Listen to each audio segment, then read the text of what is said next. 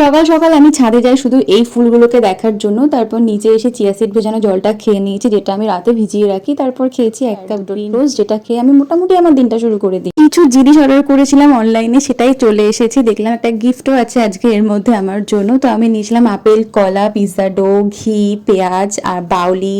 তো গিফটটা হচ্ছে একটা লোশন আমাকে গিফট করা হয়েছে, নিভিয়া লোশন জেপ্টো থেকে। তারপর আমি চলে যাই রান্নাঘরে ব্রেকফাস্ট বানাতে। ব্রেকফাস্টে ছিল রুটি আর আলু ভাজা। ব্রেকফাস্ট বানাতে বানাতে চলে আসে তোজো, ওকে আমি একটু লস্যি করে দিয়েছিলাম আর ওর সঙ্গে কিছুটা সময় কাটিয়ে কিছুটা খেলে আমি চলে যাই একটা ফেস প্যাক লাগাতে। ফেস প্যাকটা লাগিয়ে শুকিয়ে নিয়েছি, দেন আমি স্নান করে নিয়েছি। স্নান করে চলে গেছি ওপরে ঠাকুরের ফুল তুলতে। আর এখন না এত গরম পড়েছে, ছাদে যাওয়াটা ভীষণ কষ্ট। অনেক কষ্ট করে ছাদে গিয়ে দেখলাম এই ফুলটা ফুটেছে, এত সুন্দর লাগছে দেখতে।